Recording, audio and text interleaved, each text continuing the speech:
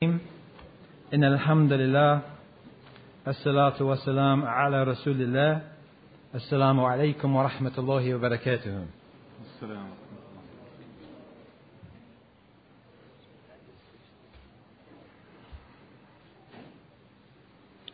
The next session, inshallah, is entitled Moral Problems of Society, Islam's Guidance for the Welfare of All.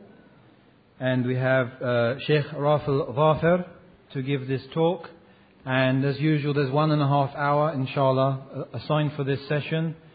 And if the Sheikh likes, he can spend the whole 1.5 hours, or you can write your questions. Inshallah, they'll be answered either in a separate session, or if we have time, we'll take some questions during this session, inshallah. So I now hand over, inshallah, to the Sheikh. Jazakallah khairan. أعوذ بالله من الشيطان الرجيم. بسم الله الرحمن الرحيم. إن الحمد لله نحمده ونستعينه ونستغفره ونستهديه ونعوذ بالله من شرور أنفسنا ومن سيئات أعمالنا. من يهده الله فلا مضل له ومن يضلل فلا هادي له. وأشهد أن لا إله إلا الله وحده لا شريك له وأشهد أن محمدا عبده ورسوله. أما بعد، فإن أصدق الحديث كتاب الله عز وجل، وخير الهدي هدي محمد صلى الله عليه وعلى آله وسلم، وشر الأمور محدثاتها، وكل محدثة بدعة، وكل بدعة ضلالة، وكل ضلالة في النار. السلام عليكم ورحمة الله وبركاته.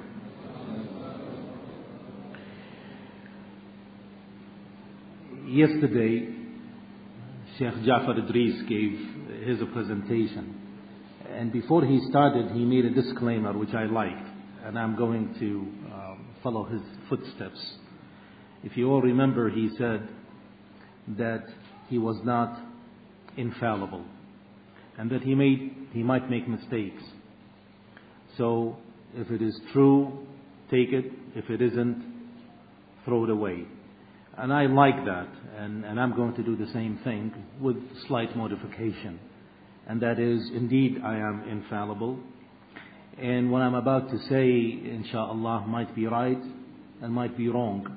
If it is right, it is definitely from Allah Azza wa Jal, to whom we say thank you and to whom we praise. And if it isn't right, then it is indeed from the shaitan and myself, where I would seek refuge in Allah Azza wa Jal from the shaitan and ask Allah Azza wa Jal for forgiveness even before I start. The topic obviously is something that touches our life on a daily basis. These issues that are mentioned in your booklet, just to read them as labels take a while. We're asked to discuss unwanted pregnancies, adultery, fornication, breakdown of the institution of marriage and family unit, disrespect of the elders and teachers, drugs, alcoholism, smoking, extravagance and wastage, child abuse, pedophile, homosexuality, wife battering. There is no illness that's not mentioned in this. And naturally, if you're going to take it one by one and try to tackle it, not only the whole GMS conference will not be enough, but probably will take a long time to deal with each one of them separately. But if we look at them, they're really one thing, and they emanate from the same source. It's just a manifestation of the same illness, except that it shows itself in a variety of ways. The question is, are we as Muslims, be it individuals or as organizations, responsible for the illness of these people whom we live among? Naturally, some of these illnesses affect our societies. I mean, we cannot escape the fact or hide from the fact that some of us smoke, which is haram. We cannot hide the fact that some of us are extravagant in our lifestyle when we should not be. And we cannot get away from the fact that some of us are wasteful. Just look around you and we see how wasteful we are. And for those of you who went to Hajj, for instance, you see how much food is wasted, especially at the day of Arafah, where people are supposedly worshipping Allah subhanahu wa ta'ala in the best time, in the best place, in the best time of the year. And yet, we waste without even thinking. Piles and piles of rice and meat just got thrown away. That's wastage. So, the illnesses that we try to solve, actually, in some of them, we ourselves partake in it. How many of our men actually beat their wives? And how many abuse their children? And how many are disrespectful to themselves? Because if you don't respect yourself, you're not going to respect the others. And there's a lot of us who don't respect themselves. Disrespectful to the others, being very inconsiderate, and of course disrespectful to the elders, to the teachers, the scholars, and so on. So these illnesses are not unique to the non-Muslim society. Some of their illnesses had rubbed on us because we have lived here long enough. Unfortunately, to a certain degree or not, our values have not rubbed very well on them as much as their poor values had rubbed on us. So the question then comes, are we responsible for their ills? Are we responsible for their social problems if we consider ourselves as du'at, as da'iyah, as caller to the oneness of Allah subhanahu wa ta'ala? The answer is not that easy. The answer can be yes. Yes, we are responsible. And the answer can be no, we're not responsible. That's their problem. Which is probably the better answer of the two, to our surprise. Why do I say that? I try not to inject my opinions here because my opinion has no place. But if we look at the Qur'an, which is our guide, in dealing with the social problems of communities and societies who were non-Muslims. And how do you know that these societies were non-Muslims? Because they had a prophet who was sent to them. And you can judge from what these prophets and these messengers have said as to what was the social ailment and the social illnesses and diseases in those communities, and how did these prophets approach them? Because remember that it's not only Rasulullah alayhi salatu wasalam is a guide to us, he is the guide, but also all the other prophets and messengers are also examples and guidance for us, because if they were not, why would Allah Azza wa Jal mention them in the Qur'an? وإلى عاد أخاهم هودا قال يا قوم اعبدوا الله ما لكم من إله غيره وإلى ثمود أخاهم صالحا قال يا قوم اعبدوا الله ما لكم من إله غيره وإلى مدين أخاهم شعيبا قال يا قوم اعبدوا الله ما لكم من إله غيره ولقد أرسلنا نوحا إلى قومه فقال يا قوم اعبدوا الله ما لكم من إله غيره. They all say the same statement. They just repeat it time and again. Different people, different prophets, different time, but the message is always one and the same, even though these communities and these societies had a variety of illness and a variety of diseases, social diseases. They didn't all have the same social disease, yet the prescription was one and the same. The prescription, the remedy, the cure was one and the same. Allah subhanahu wa ta'ala tells us, and to Ad we send their brother Hud, who told them, the meaning of the ayah, who told them, my people, worship Allah alone because you have no God but Him. And then we go to Thamud, and Thamud, we have sent to them their brother Salih, who told them, oh my people, worship Allah alone because you have no other God but Him. And to Madian, we have sent their brother Shu'aib, who told them, oh my people, my people, worship Allah alone because you have no other God but Him. And we have sent Nuh to his people, and he said, oh my people, worship Allah, you have no other God but Him. And we know that all these people, different of them, they were sent to people, and their people had different ailments and different diseases. The people of Ad, their problem was that they were so intoxicated with power. They were so intoxicated with power. They said that, who is going to challenge us? We were so mighty and we're so powerful that we don't have to obey Allah. And who is Allah anyway? That was their social ailment. Thamud, on the other hand, they were very good people in handicraft and good engineers, that they built homes and houses and carved the mountains. No one can match, even today, what they have achieved. And the ruins are still in evidence in many places in the world, that you go and see how they carved their places. Not only homes, but palaces, meeting places, arenas, just carved in the stone, that no power on earth today can match it. Yet Salih told them the same message that alayhi salam, the same message that Hud alayhi salam told his people. Madian, on the other hand, their social problem was that they cheated on the scale and the measure. They were cheaters. And yet, when Madian was sent to them, he told them, but when Shu'aib alayhi salam was sent to them, he told them the same message that Hud and Salih alayhi salam said. And the same thing for Nuh. The problem with the people of Nuh is that they were idolaters. They were idolaters. And he had the same thing, same message. And of course the people of Lut, who practice homosexuality, and the same message went for them. That is to tell us that if you want to solve people's problems, you do not go after the symptom. You go after the disease, the illness itself.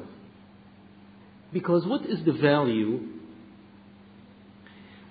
of treating someone who has pneumonia where the lung is inflamed and you give them cough medicine? As a matter of fact, cough medicine is harmful under these circumstances, because you're preventing the sputum from coming out and just compounding the problem. You think that you're helping them, but you're really not.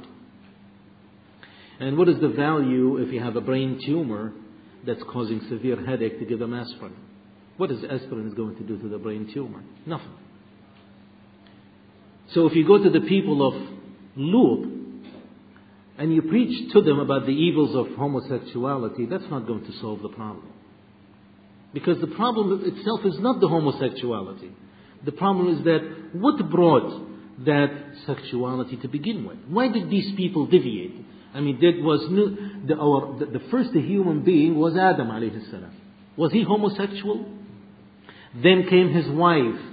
Was she homosexual? Then they had their children. Were any one of them homosexual? So where did they bring this from? And why did they deviate after a while? And what made them even think of such a deviant behavior? It's a behavior that defies the norm. So for you to go and tackle only that issue without addressing the main problem, you're not going to solve it. You might be looked at, and this is what I want you to remember, that you will be looked at as a good guy, a social reformer, muslih ijtima'i. You go to the people of Madian and say, people, don't cheat on the scale, this is no good. And your statement is correct. But what is its value is that you are a social reformer. And a social reformer at any given time might be accepted, but maybe a generation or two will be rejected because the norm of people will change. So what have you accomplished? You have not accomplished much. You might have put a small dent in the problem itself, tried to fix it, but you're not able to fix it as a whole. And that's why you never see in the Qur'an that the prophets actually went to their people only to solve their social problems or the illnesses that they have without addressing the real main problem. And all these prophets, alayhim salam ajma'in, understood that the main problem here that we're dealing with is that in the beginning, these people deviated because they did not follow the path of Allah subhanahu wa ta'ala, which is the theme of this meeting, and it should be the theme of the previous meeting and the theme of the coming meetings and all the time until we die. And that is, you want to solve problems? Solve the issue of Tawheed. Address it from the angle of Tawheed. When you address it from the angle of Tawheed, you will have absolutely no problem. You can solve any problem that exists and any problem in the future that might arise. And we have our own experience with this. This is not an abstract thing, even though it is well documented in the Qur'an. Early on, when we were young and naive, anytime the non-Muslims wanted to know something about Islam, we will rush and go and give talks and give lectures. And I think over here it's no different. And that they will ask you to come and speak to this group of women, with this group of people in this university or that church. And they will choose a topic for you that's bothersome to them. And they want you to explain it so that they will decide whether Islam is really the appropriate or the proper thing or not. And we go as naive, and we go and rush. And the favorite topic that always these people would like to hear is that, I'm sure you have the same thing here, status of women in Islam. And you will see that there are books and tapes about this topic. To me, this means nothing. And it should mean nothing. Because what difference does it make if you say the status of woman is this or the status of woman is that in this religion or that religion? What are you going to say anyway? What are you going to say? Are you going to say that in Islam, the typical presentation will be, oh, you see, women were oppressed before Rasulullah ﷺ, and Islam came and gave them their rights without even asking, look how great it is, and you protected them. Look, there is a whole surah in the book of Allah called the Surah of Women, and we keep on, and we think that really is a good job. And at the end, you know what happens? The question comes up. And it should come up. That, I don't really understand what you're saying. You're saying you treat the woman very well. How come that you, the men, are allowed to marry 4 women while the woman is not allowed to marry 4 men? Answer this. Answer this if you think you did a good job. How are you going to answer them? You can go hide and give around and give all sorts of... You will not be able to convince them. And they should not be convinced, because you have no convincing answer if you go from this angle. Why? Because you're a social reformer. You're not a da'iyah. You came as a social reformer. And a social reformer is that, only a social reformer. You might be able to convince some people, you might not be able to convince others, but you will not solve the problem. And alhamdulillah, it didn't take us long to realize the fault that we were doing. We will never ever talk about these issues anymore. If someone asks us to come and talk about the beauty of the judicial system in Islam, as beautiful as it is, I refuse to talk about it. You come and talk to us about the family structure of Islam, perfect. I will never talk about it. It defeats the purpose. It means nothing.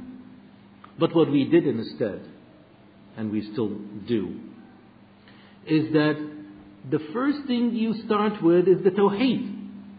You start telling these people, what does it mean, La ilaha illallah? And how does it impact afterwards? You see, La ilaha illallah is not words. Unfortunately, some of us have been raised and coached and taught, and we still are. La ilaha illallah is just words. Actually, La ilaha illallah is not words, it's action.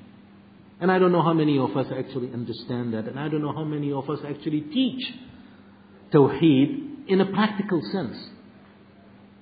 It's not enough to say La ilaha illallah. Oh yes, I believe there is only one God. Well, so do the Jews. So do the Christians. And so many other religions. We believe in one God. Name it whatever you name it. but it's one God. But when it comes to practicality, it isn't. I understand Tawheed differently. I understand Tawheed that if Allah Azza wa Jal tells me that He is Ar-Raziq, that He is the one who provides for me. Because part of Tawheed is that we know that there are attributes that belongs to Allah Azza wa Jal to describe Him.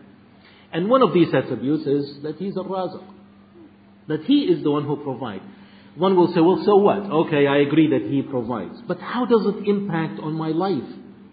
If it doesn't impact on your life, then you really have not understood what Tawheed is all about.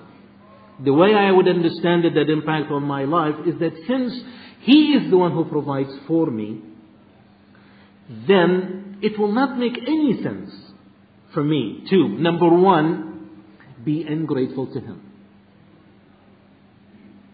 If I'm to give you a present today as just a watch that I carry in my pocket, it's worth 10 or 20 or 50 or even 100 pounds. I would own you, practically, because if you have any decency, you will always respect me or never annoy me. Because I give you a gift. You didn't ask for it, and I didn't ask for anything in return. A watch, what's the value of the watch? And yet when Allah subhanahu wa ta'ala gives us everything, we don't show the same respect and the same gratitude. Then there is a problem with our Tawheed. But what is more important is that since He is the one who provides for me, I don't have to worry about that if I close my shop and left my job to go and devote the 10-15 minutes for Salat al-Dhuhr or Asr in the masjid, my provision, my sustenance is not going to decrease. How should it? Because I am worshipping Him and showing Him my gratitude. Do you think He will decrease my income? No way. But when we don't practice the Tawheed, we will say, well, if I earn £100 a day over a span of 10 hours, that's £10 an hour. And if I go to the masjid for 15 minutes, that's £2.50 that I will lose. Right? Right? Well, it is wrong. I mean, right by our standard, but it is wrong by the standard of Allah Azza wa Jal because we did not understand Tawheed. Had we understood it, say the provision comes from Allah and He had guaranteed, وَفِي السَّمَاءِ رِزْقُكُمْ وَمَا تُوعَدُونَ. He had guaranteed that in heavens is your provisions and whatever you're promised. Our provisions had been laid down for us even before we were born. Did you all know this or not? Does anybody have any doubt that our provisions are already set? It's not going to be less, not going to be more, even before we were born, while we are in our mother's wombs. So then, if I want to practice Tawheed, I know my provision will come. It's not going to decrease. But I have to earn it. And I have to work for it to be earned. Then I have a choice. I have a choice of going out there and earning my livelihood in a halal way or a haram way. See, if you go and rob a bank, that's a way of getting a provision, isn't it? It's an income. And it is part of your risk. It will be part of the risk that Allah Azza wa Jal had designated for you. Or you can go and sell and buy or be employed or have a halal job. You will have the same provision. It's up to you how you get your provision. But it will be the same. It will not be more. It will not be less. This is the Tawheed we're talking about. So the Tawheed is the one that changes people's lives. And that's why you see a very strange statement. It's not strange for the one who understands the Tawheed. When Shu'aib alayhi salam ordered his people to La ilaha illallah and making the salat, his people were amazed and said, قالوا يا شعيب أصلاتك تأمرنا أن نترك ما يعبد آباؤنا أو أن نفعل في أموالنا ما نشاء. He said, wait a minute, Shu'aib, are you telling us that the salah, and here salah is in reference to ibadah as a whole, the worship of Allah Azza wa Jal, and you're not going to make salat if you don't have Tawheed. They told him that your salah, which is the metaphor for Tawheed, is going to make us change our lifestyle so that we will leave what our fathers used to worship and will stop us from doing with our wealth as we please. They understood what's the ramification of Tawheed. And this is why we say that if you want to solve people's problems, you have to go to the source and you have to go to the Tawheed. Never ever will I ever talk about, I will not advise you to talk about these issues as women in Islam without addressing it from the concept of Tawheed. When we started doing this, we never ever heard anyone ask the question, how come the women don't get married to 4 men? Why didn't they ask the question? Why? Because now they look at you not as a social reformer. You're not speaking on your own. You're speaking on behalf of the Creator of the universe. So they have a problem, then they have a problem with the Creator of the universe. So they would not dare ask that question. Now they understood where you're coming from. Before that, you are to be challenged. Once you came from the point of Tawheed and said, you know, the woman in Islam is because Allah Azza wa Jal who created everything. He who is this and that. And we are obligation to Him, this and that. Have said pertaining to this issue, this and that. You referred it to Allah Azza wa Jal. Now it is unchallengeable anymore. He cannot challenge it. Because it's coming from a Supreme Being who is way above and way beyond even our comprehension and our capabilities. So whatever you say then will be taken as its real value and will not be challenged. And the same thing about the judicial system in Islam, the same thing about the family values in Islam, and so on. Last month, I was invited by a group of women who are so-called the pro-choice. Pro-choice meaning these women who advocate that the women who get pregnant have a choice of having abortion. In other words, there's nothing wrong with abortion. If they feel that they want to have abortion, they can abort at any time without any legal or spiritual or moral ramification. And I was to talk about what Islam thought about this. And you feel after a while that you're out of place. Because how can you address this issue? There were few speakers, of course, each one from different organizations. And there was this minister. A minister over there does not mean minister as in government. Minister, you see, the priest is for the Catholics and the minister for the Protestants.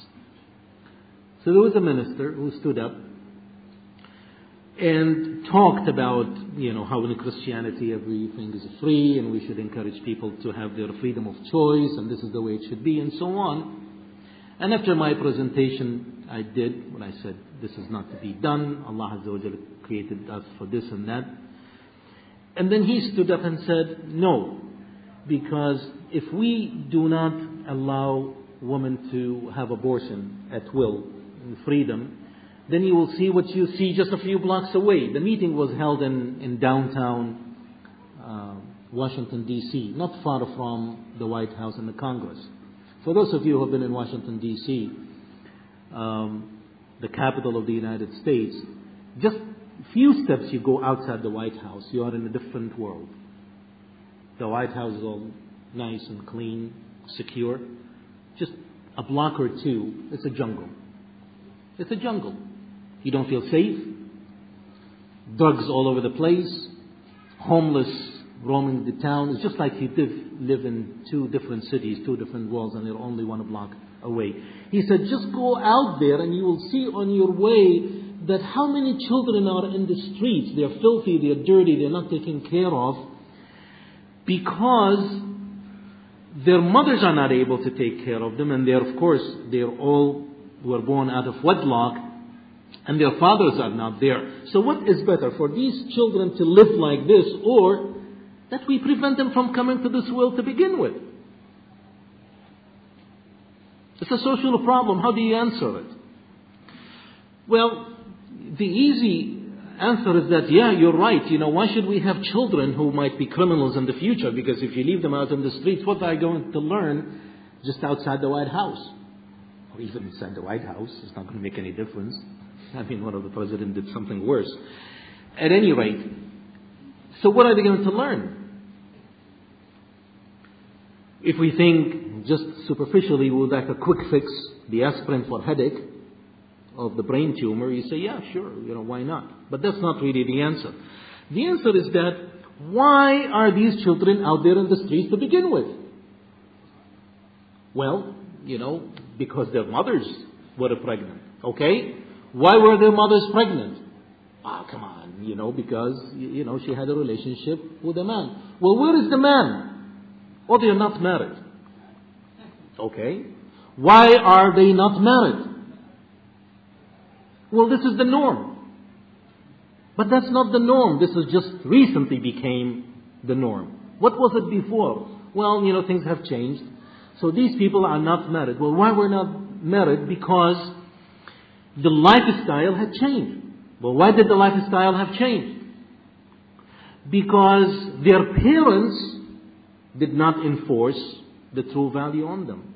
Well, why didn't their parents enforce their true value on them?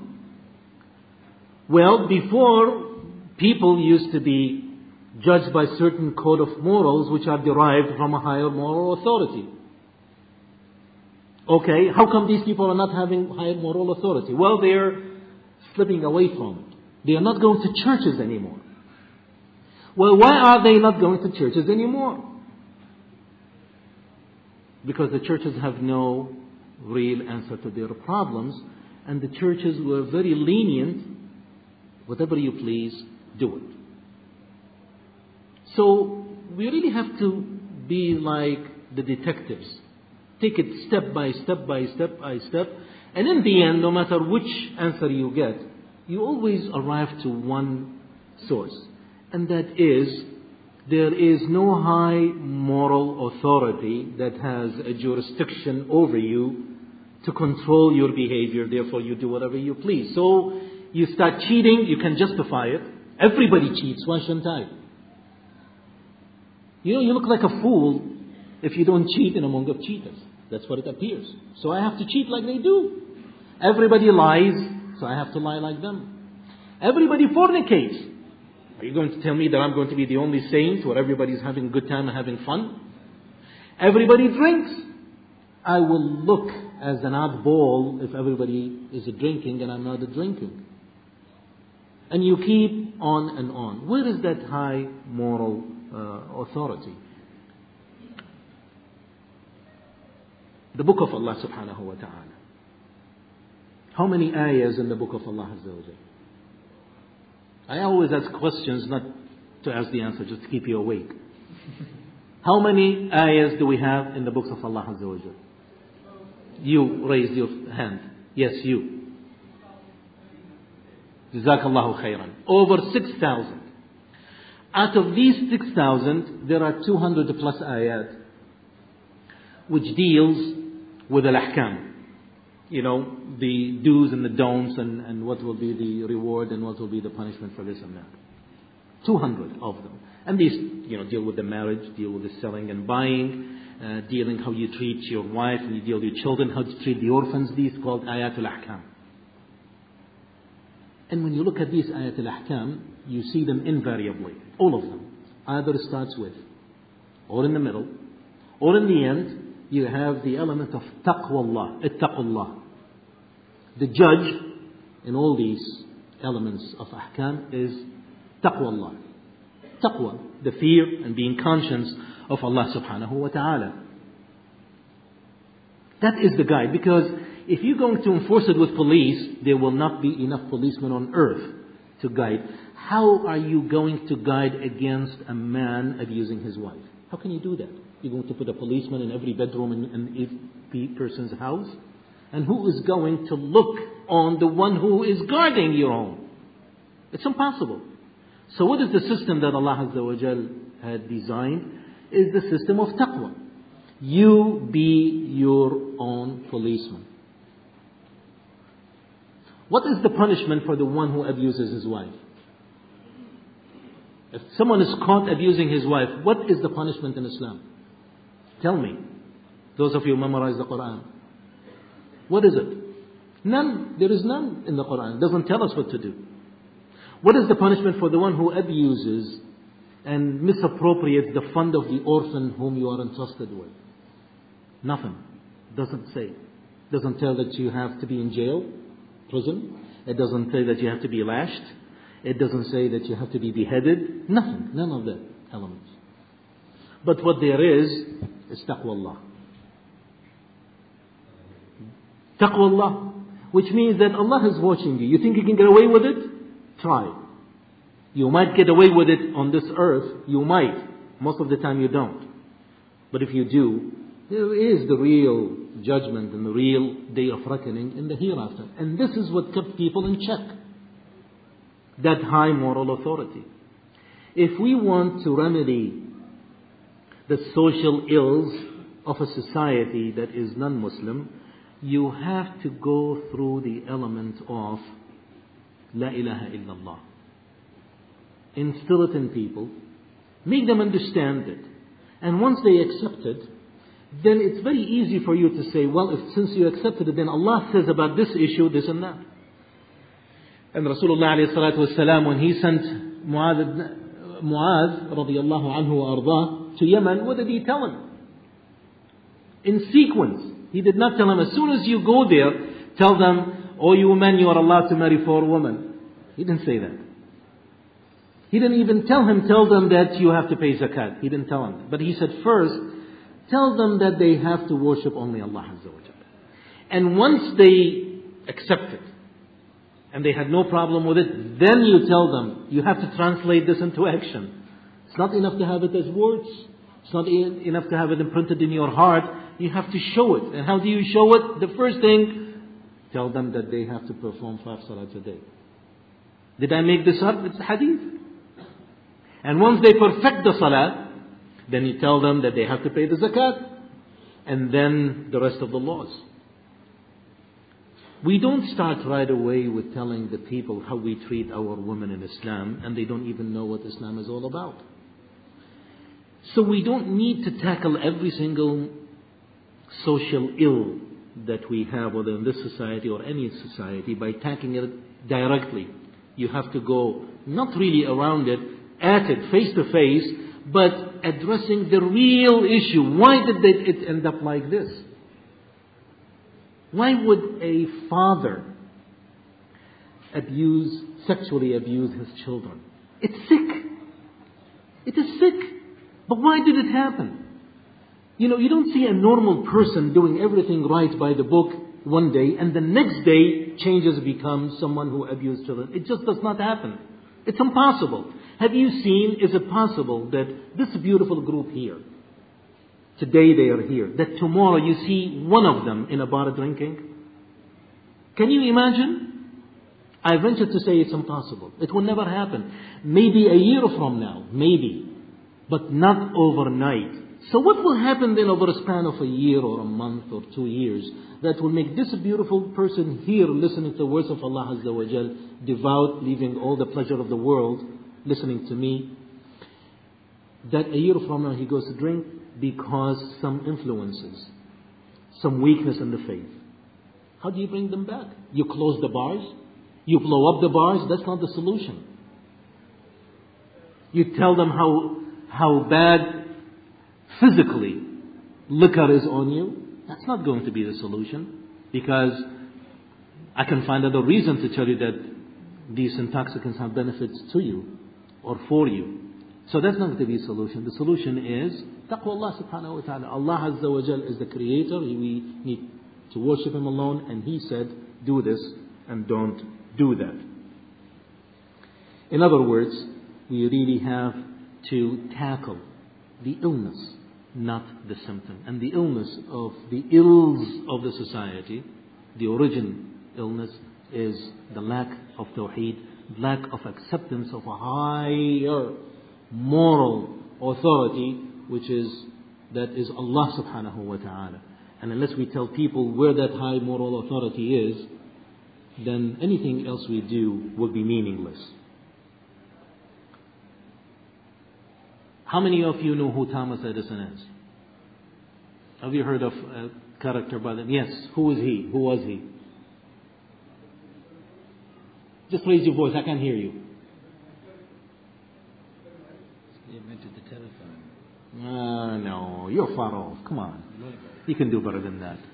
Yes. Light bulb. Thomas Edison is the one who invented the light bulb. When he died, he had literally hundreds, if not thousands, of inventions that are patented in his name. You know, patent, that means it's registered in his name. No one else can use it. He invented the light bulb. And then he had a laboratory. And in the laboratory he employed people. And the condition was that every employee will have to invent X number of new inventions a week. And if he does not invent a new invention in his laboratory, he's out. Now, how can you invent new things? You really don't. All of it is derived from the bulb. You know, the light bulb, look at how many things that were invented after the light bulb, which takes the principle formula actually from the light bulb. That's the origin of things. And you can extrapolate things until eternity. So many things that we enjoy nowadays came only from that bulb. Even though it came at the hands of different people, not Thomas Edison, but everything falls to the ingratitude to Thomas Edison for inventing that light bulb from which things have derived. I liken this, of course, وَلِلَّهِ عَزَّ وَجَلَّ الْمَثَلُ الْأَعْلَى, that the Tawheed is the origin of things. Once you master it, there is no end to the beauty that you can enjoy in this life, which are derived from the Tawheed. All our illnesses, all our problems, all our anxieties will be solved with that original bulb, light bulb, which is the Tawheed. However, when we look in the seerah, in the hadith of Rasulullah alayhi salatu wasalam, we see something like this. عن البشير بن النعمان عن النعمان بن بشير رضي الله عنه وأرضاه قال رسول الله صلى الله عليه وعلى آله وسلم مثل القائم على حدود الله والمدهن فيها كمثل قوم استهموا على سفينة فأصاب بعضهم أعلاها وأصاب بعضهم أسفلها فكان الذين في أسفلها إذا أرادوا أن يستقوا مروا على من فوقهم فآذوهم فقالوا لو أنا خرقنا في نصيبنا خرقا ولم نؤذي من فوقنا فإن تركوهم وما أرادوا غرقوا وغرقوا جميعا وإن ضربوا على أيديهم نجوا ونجوا جميعا بأبي أنت وأمي يا رسول الله. Rasulullah alayhi salatu wasalam said in a hadith, which means the example of those who guard the boundaries of Allah and those who violate it is the example of a group of people who wanted to cross a river. So they boarded a ship. And the ship, as you know, usually has two decks, upper deck and lower deck. And they cast a lot. So some of them, their lot was to stay in the upper deck. And some of them, their lot was to stay in the lower deck. And the ship sailed. The people in the lower deck, as they wanted to drink water, they will go up, lower their buckets into the river, and bring the water. And every time they go up, they will disturb the people upstairs. You know, the noise, splashing of water. And out of their concern, the people on the lower deck said, well, you know, we're really bothering the people on the upper deck. And we don't want to bother them. What if we dig a hole in our ship? Dig a hole in the bottom of the ship and we take the water so that we will not bother the people on the upper deck. Make sense? Make sense? Yes, it does. You don't want to disturb the others. Rasulullah ﷺ says, What means, if the people in the upper deck left the people in lower deck to do what they plan to do, they will drown and everyone will drown. But if they stop them, they will save themselves and everybody will be saved. This hadith usually is given in the subject of al-amr bil-ma'ruf and nahi anil munkar, which is to enjoin that which is good and forbid that which is evil. A Muslim is to enjoin everything that's good. We support it. We are part of it. If it's not there, we will initiate it. And if it's already there, we will be behind it. Whatever it takes, that's enjoining ma'ruf. But if we see evil, we stop it, we prevent it, we change it. The same way like these two people of the deck on the ship. Remember that the people in the lower deck, were they evil ones? Were they evil ones? Were they wrongdoers? They were good people. They had good intention. They did not want to disturb the people in the upper deck. However, good intention will not justify their action. Good intention is one thing. I have to deal with the results. Good intention is for you, between you and your maker. I have to deal with the result of your work. The result of your work is that you're going to make me drown. And I have to stop you. I don't care what your intention was. And I don't care what justification you give. If you intend to do something that will harm me as an individual, harm the whole community, I have to stop you. Where do you tie this with what we said as a da'iyah? You do not solve people's problems initially. You actually refer them to tawheed. You solve it or reconcile it this way. If you are going as a da'iyah, usually as a group like GMAS is an organization that is an organization of da'wah. GMAS cannot go and say to the homosexuals, stop homosexualities and march onto the streets. That will not be their proper place. But GMA's responsibility is go and tell people, La ilaha illallah, tawheed. Go to the core of the problem. At the lower level, which is you and I as individuals, we have to tackle these daily issues, which are the ills of the society. Yes, still through the process of tawheed, but actually also tackling the issue itself. Sometimes even without tawheed, sometimes. But in general, the bigger umbrella, the bigger da'wah has to be from La ilaha illallah. The smaller level, our day-to-day basis, we have to deal with these issues. If I see my neighbor cheating in any form or shape, I have to say, shame on you. Shame on you. You cheat? How would you like somebody cheats you?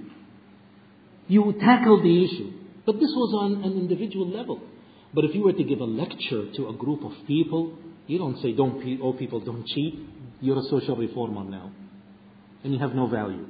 Or your value will be limited at best. You talk to them about tawheed, and then how the tawheed will prevent you from cheating. So while we are ordered to enjoin that which is good and forbid that which is evil, there are also the bigger element of the element of tawheed. Now, how do we manifest all this in ourselves? We have to be at definitely a different level than the average citizen. We cannot be an average citizen. If you want to propagate the cause of Allah subhanahu wa ta'ala, if you want to change this society towards the betterment, then you have to be the example. And the example is, it is not enough anymore for us the Muslims to be good. Good is not good enough anymore. For me to be good is not good enough anymore. You have to be excellent. There is a far great difference between good and excellent. There is a far great difference between a muhsin and a mu'min.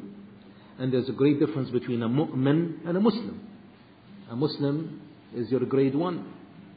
And as you graduate and grow up in your commitment to this deen, you become a mu'min. And as you become near perfection, you become a muhsin. And there's a great difference between all these levels. And the same thing, we definitely cannot be bad. We definitely cannot be average. We are no good being only good. The only way we'll be able to strive, the only way we'll be able to serve our deen and serve those poor people around us, to save them out of the misery that they live in and they think they live in luxury, is for us to be excellent. Excellent in our work, excellent in our honesty, excellent in our speech, excellent in our behavior, excellent in treating our families, excellent in our education. Nothing should be left to be less than excellent.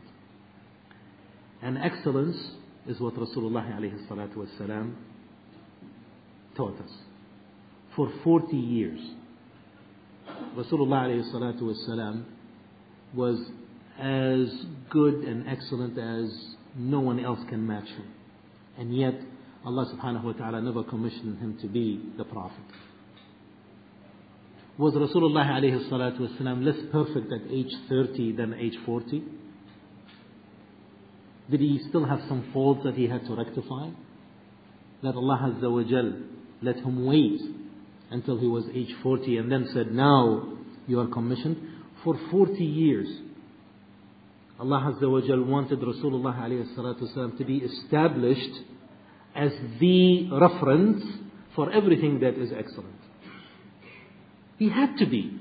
Because if he was good, he would not have made it. There were many good people. If he was bad, forget it. The only chance of him making it, that he had to be excellent. And in order to prove excellence, you need time. Time for people to get to know you. For people get to be acquainted with you. And it took 40 years in the case of Rasulullah alayhi salatu wasalam to be established. And that's why when finally the message came to him, his enemies could not refute him. It was so difficult for them. How could they? They call him a liar. They cannot do that. They called him possessed by demons. They could not have done that. They knew it was a lie and it was a fabrication. Why? Because he got established. And for us to go and say to people, come to Tawheed and come to Islam, and our character is shaky, you will not be able to make it. We have to build our own character to be more influential. If I'm a bum, if I don't have good grades in school, and I don't attend the classes which I'm supposed to, and then I go to people, oh come, Islam is so beautiful. Well, if Islam is so beautiful, how come it's not reflected on you? How come it's not reflected on you to make you look beautiful? You look ugly when you do not do your job properly. Or when you are an employee, you come 5 or 10 minutes late and leave half an hour early, and half the time you spend it drinking coffee and on the phone or reading a newspaper. You are in no position to call people to Islam and tell them that Islam is beautiful. Because if it is really beautiful, it should have rubbed on you and made you look good and not a cheater. We have a big responsibility to solve these people's ills. And these people's ills are not only their own, it is mine too. Because think of it. Those who are child molesters, which is one of the social ills of this community, the non-Muslim communities, would it affect me? You better believe it would. Where is he going to get his victims from? Do you think he's going to go in the street and check with the children, say, oh, do you belong to a Christian family? I'll molest you. You belong to a Muslim family, I'll leave you alone? He will pick any child, my child and yours. So it will affect me sooner or later. Those who have AIDS because of their homosexuality and drug use and whatnot will affect me if it had not already did not. These people are in the public schools as teachers. What do you think they will teach my child or yours? They'll teach them morality? They'll teach them what is right and what is wrong? Or will they teach them the deviant way of life? So we are the sufferers too. So it is in our best interest that we correct this. But we have to correct it in the proper way. In September, don't worry, not September 2001. In September 1995, a big event took place, and many Muslims to this date are not aware of it. A conference was held in Beijing, China, under the auspices of the United Nations. And the title of it was Women. It was an international women conference which is held every 10 years in different continent. And that conference title was Women Empowerment and Development. And of course, the title does not reflect of anything that's dangerous, but when you go there, and we did go, you saw the attack on Islam, that it was targeted to be destroyed because it stood in the way for those who wanted to control the world through the process of immorality, which takes many forms. And we tried our best to refute and present Islam in the best way. I'm telling you all this to tell you what I want to pass on to you. In two separate occasions, two separate sisters stood up and gave lectures about what Islam really is. Did a wonderful, magnificent job. And in both places, 2 different days, 2 different places, 2 different audiences, I heard the same event took place after the lecture, word for word, which was mind-boggling for me. But it was an eye-opener too. In both places, in the first one, a woman from Belgium stood up, and in the second one, a woman from Britain stood up. And they both said exactly the same word. They said, you know, we hear you. They were addressing the lecturer. We hear you talk about Islam and how beautiful it is. How beautiful it is. But when I look at you Muslims, I'm horrified. When I look at you Muslims, I am horrified.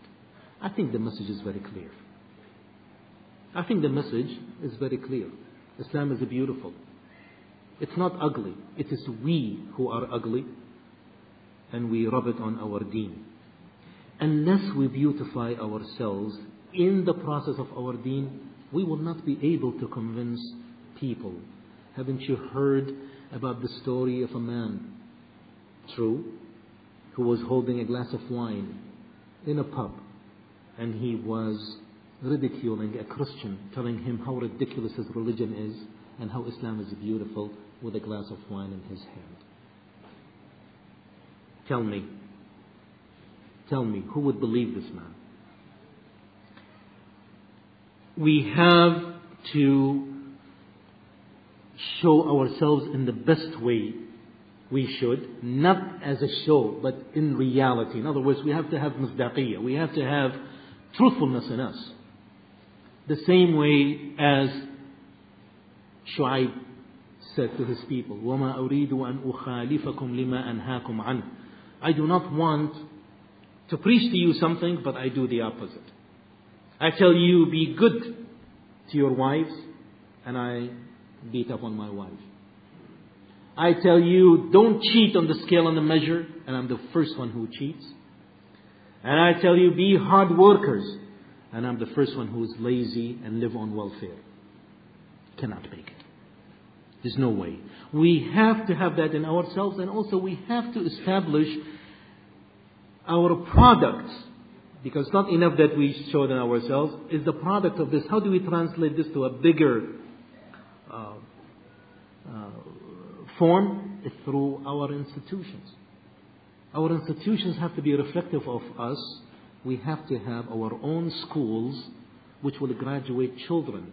Not only are they good, they have to be excellent in their studies, but also excellent in their morals, excellent in their commitment, excellent in caring for the ills of the society and the community. We have to improve on our masajid, the way it's run and what we teach in it, and also their physical appearance. Its physical appearance, its cleanliness, the way it looks inside and outside. We have to have our own institutions of hospitals and clinics to show the people what a Muslim doctor can do and what a Muslim nurse, male or female, can do. we have to establish and support the charitable organization which really cares about those who are in need, be it Muslims, which is our top priority, or non-Muslims as a way of da'wah. All these we have to keep in mind. And if I am to leave you after all this for the past hour with only one thing, I just want you to leave with this: that as a group we solve all the social ills which are outlined in your brochures through the process of Tawheed. As individuals, we still use the process of Tawheed, but also on our own behavior, being the best example. أقول قولي هذا واستغفر الله العلي العظيم لي ولكم ولسائر المسلمين والسلام عليكم ورحمة الله.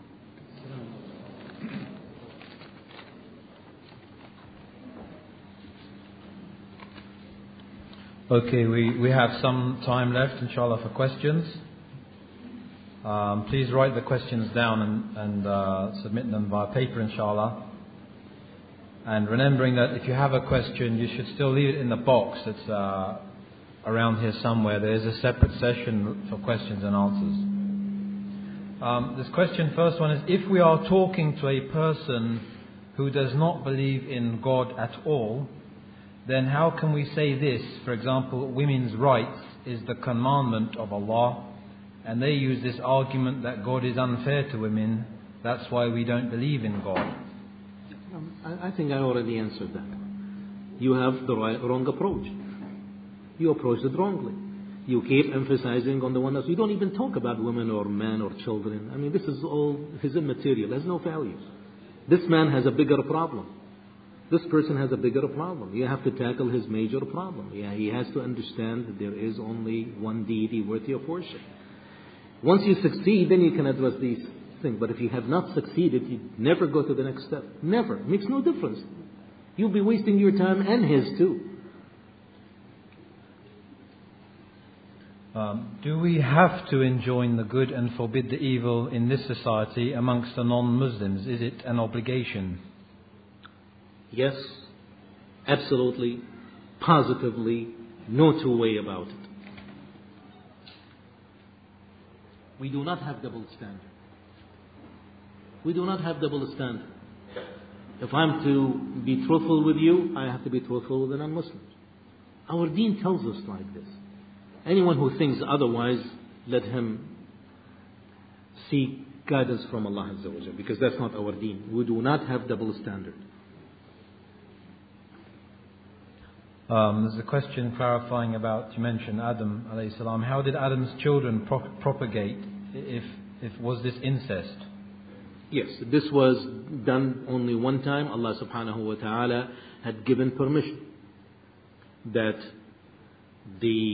every time that Adam alayhi salam and his wife had children, they were twins. There'll be one boy and one girl. So the next time they have one boy and one girl, then the boy will marry the first girl and vice versa. But once that first generation got established, no more incest. With respect to abortion, if a woman has been raped, for example, some women in Bosnia, what is the situation with respect to that? That is left to the scholars, and in this particular case, the scholars have decreed that women are free. If they want to have abortion, then they are free to do so. If they want to keep their children, then they are free to do so, because this is a very unusual circumstance. In cases of rape, some of the scholars had given permission for abortion, but also some scholars will not agree to it. So it has to be weighed on a case-by-case basis. What are the circumstances? What are the ramifications? But there is plenty of room for discussion in this, and there is no one set decision about this. But it is sufficient to say that this might be one of the situations in which abortion is permitted.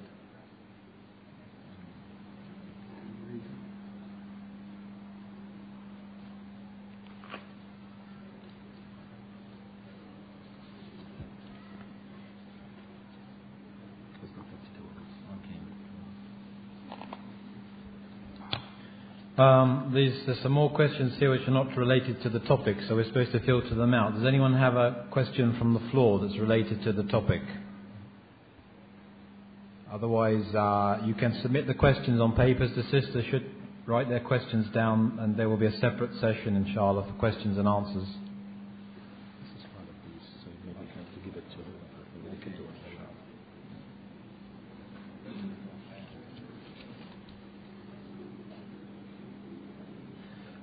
This question is, please could you advise us on how to deal with the issue of sex education of our children?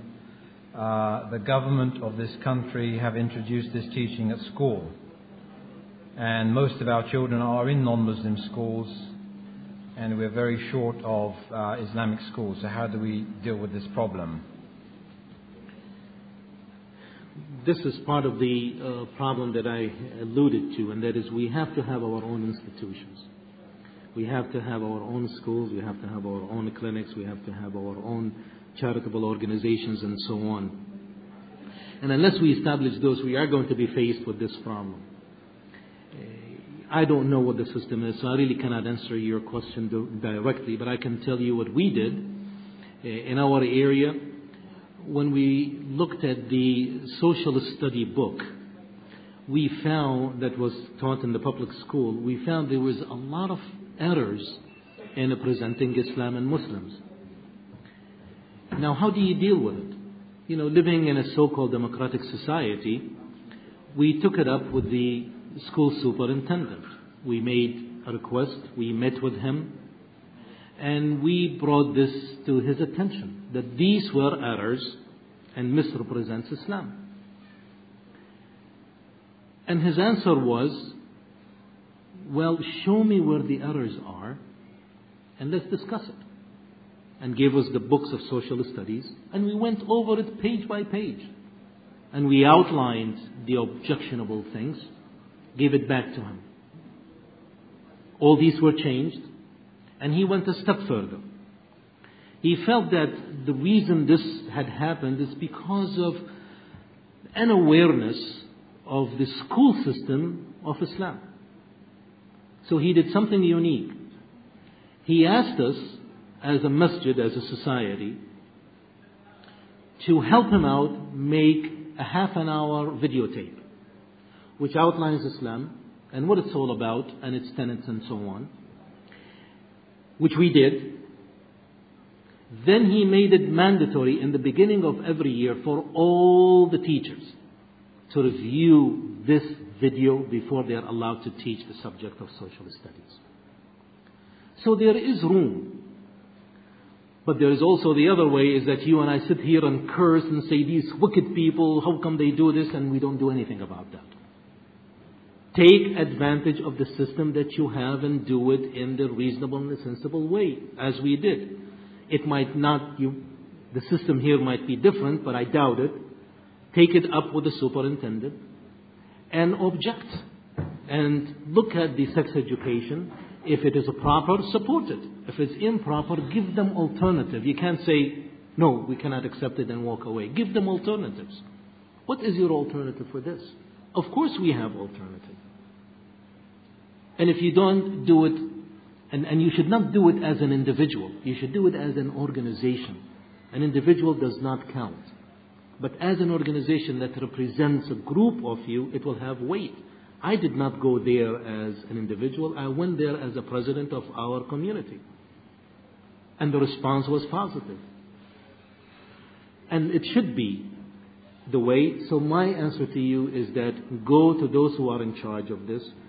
First of all, understand what the system is. What are being taught? Just because you heard sex education, you think it's all wrong, and you jump and you go there, you don't even know what is being taught, makes you look like a fool. First of all, see what was taught and what are the items that you're objecting to, and give them an alternative. And inshallah, things will work out. Allah Azza wa Jalla will make it easy for you, no doubt. These two questions are similar, so I'll read them both out. The first one is it possible that people are actually born with homosexual tendencies, or is it certain that it's in society that an individual goes in that direction?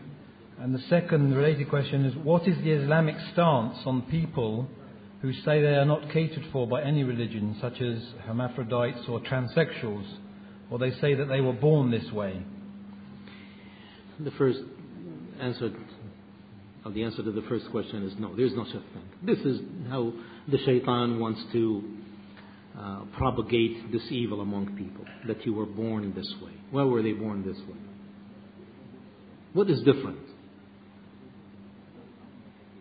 They have different chromosomes or different genes? This has not been proven, and it will never be proven. It's a deviant way. It's a deviant way, and that is all there is to it. If you allow this to pass as it is, who is to say tomorrow the thief will say, listen, don't you dare put me in prison. I was born this way. You're going to chastise me because I was born this way? I was born as a thief. It's in my genes. The rapist, hey, don't put me in a prison. It's not my fault. I wanted to be decent, but my genes took over me, and it made me do it. There is no end to this. We're not going to buy this argument, find a better answer. The answer is no, no, no, and absolutely, positively no. And I don't care what they write in the medical and non-medical journals. It's all false. It's all fabricated. Read it. You will see the fabrication in it. And it's shameful that some of the journals will even print such a thing, which is all lies and fabrications. The second is that our religion answers and has ways of dealing with all the possibilities of the defects in births, including the hermaphrodites and so on. It is in the books of fiqh. So those people who say that where do they belong, you read in the books of fiqh and it tells you in detail how you deal with them. So that statement that there is no religion that caters to them is not true. Islam does. Some brothers will argue that you have to be an alim before you give the da'wah, or to enjoin good or forbid bad. What is the level of knowledge required, or does knowledge of the subject being discussed in particular is it significant? How much time do I have? 15 minutes. I have 15 minutes? Yeah. Okay, then I have enough time to address this. This is a good question, and it's important. The reason I ask, because either I do it totally or don't do it. قوله عز وجل يا أيها الذين آمنوا لما تقولون ما لا تفعلون أحكمت هذا؟ قال لا. قال فما الحرف الثالث؟ قال قول العبد الصالح وما أريد أن أخالفكم إلى ما أنهاكم عنه. أحكمت هذا؟ قال لا. قال فابدأ بنفسك إذن. هذه وردت في كتاب ابن كثير في تفسير سورة البقرة. A man came to Ibn Abbas رضي الله عنهما and said, Ibn Abbas, I want to go out and enjoin ma'roof and forbid munkar. Ibn Abbas is wise. He said, do you think you have reached this level? The man said, well, I hope. He said, well, if you feel secure from not being held to account by 3 ayat in the books of Allah, from the book of Allah Azza wa Jal, then go ahead and do it. He said, what are these 3 ayat? He said the first one is what Allah subhanahu wa ta'ala said in Surah Al-Baqarah, أَتَأْمُرَنَ النَّاسَ بِالْبِرِّ وَتَنْهَوْنَ أَنفُسَكُمْ. That do you order people to do that which is good and forget your own selves? Did you practice this? The man said, no. He said, then what is the second one? He said, what Allah subhanahu wa ta'ala said in Surah Al-Saf, يَا أَيُّهَا الَّذِينَ آمَنُوا لِمَ تَقُولُونَ مَا لَا تَفْعَلُونَ. O you who believe, why do you say that which you do not practice? Do you practice this? The man said, no. He said, what is the third one? He said, the statement of the righteous person. Of course, he was referring to Shu'ayb alayhi salam, when he told his people, and I do not want to preach to you something and do something different or opposite. Have you practiced this? The man said, no. Then Ibn Abbas said, then you know what? You better start with yourself. You better start with yourself before preaching to people. Now, if you look at this story, this was narrated by Ibn Kathir, alayhi rahmatullah, in his book of Tafsir, in Tafsir Surah Al-Baqarah. When you look at this story on the surface, it tells you that you really should not preach to people unless you have attained certain level, which is true. But what it is saying is that you are not going to be effective and influential until you have some basic elements. And one of them is that whatever you're going to preach to people, you have practiced it yourself. And you know, the best and the most influential preacher throughout history was Rasulullah alayhi salatu wasalam. He never preached anything without him practicing it first. He never forbade anything except that he was the first one to abstain from it. And that's why he was influential and effective in his da'wah. No one can challenge him. But when the Imam stands on the pulpit and say, people, shame on you beating on your wives, and you look at his wife and she's got bruises here and lumps here, and every day she's in the emergency room being treated for trauma, how am I going to believe him? But should he not say that? Here is the question. He should say it. He should say it. Because that's the truth. He's not lying. He's telling the people, don't beat your wives. It's shameful to beat your wives. Rasulullah never beat any woman, let alone his wives. It's shameful for a man to lay his hand on his wife. It's not manly. It is not honorable. He has to say this even though he violates it. But he's not going to be influential. So the answer to this question is that no, you don't have to be a scholar to go and preach to people. But you will be more influential if you had good knowledge and you practiced it. And Rasulullah ﷺ said, بَلِّغُوا عَنِّي وَلَوْ آيَةً, that tell on my behalf even one ayah. So the minimum you should know is at least one ayah, one hadith, one statement, one incident. That is sufficient. If that's what you know, that is what you know, and you are obliged to propagate it. Wallahu subhanahu wa ta'ala a'lam. Jazakumullah khairan, Sheikh. That's the end of this session. But please remain seated. There's some important announcements now, inshallah.